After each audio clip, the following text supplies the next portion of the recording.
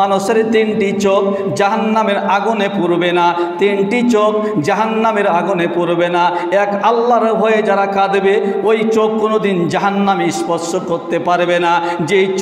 যেই চোখ আল্লাহর রাস্তায় রাত্রিবেলায় পাহারা দিবে ওই চোখ কোনো সময় জাহান্নামের আগুনে পুড়বে না।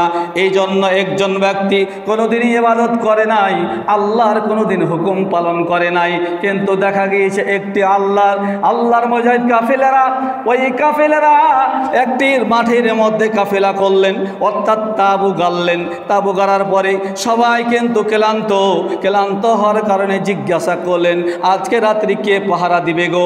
সবাই বলল, আমরা সবাই তো ক্লান্ত। একজন ব্যক্তি কোনোদিন নামাজ পড়ে নাই, আল্লাহর কথা বলে নাই। ওই ব্যক্তি যে বলল, আমি তোমাদেরকে সারা রাত পাহারা দিতে চাই, তোমরা ঘুমাও। তখন তারা ঘুমাইলেন, ফজর পর্যন্ত থাকলেন। ওই ব্যক্তিটা সকালবেলা মারা গেলেন। সবাই গ্রামের মহল্লার লোকজন বলতে লাগলেন, লোকটি জাহান্নামে যাবে, জানাজা দেওয়া যাবে না, রাসূলের জানাজা দিতে পারবে না। রাসূল আসলেন, আসার পরে জিজ্ঞাসা করলেন, কি হয়েছে?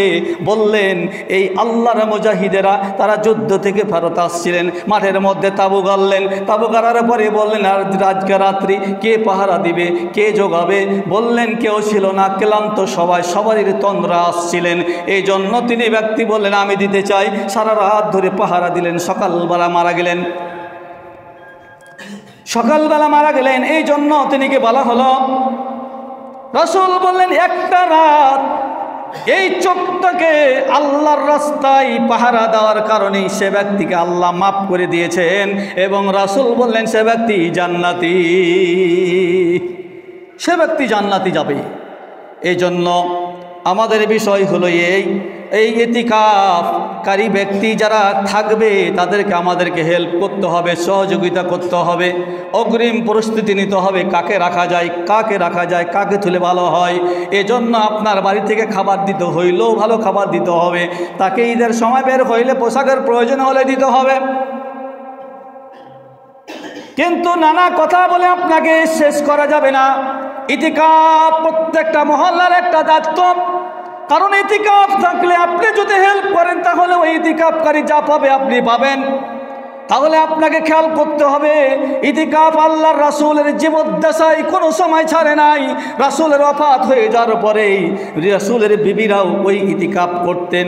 তাহলে রাসূল ইতিকাফ করেছেন, আয়েশা সিদ্দিকা ইতিকাফ করলেন, তাহলে আপনাকেও প্রত্যেকটা মসজিদে ইতিকাফের ব্যবস্থা করতে হবে।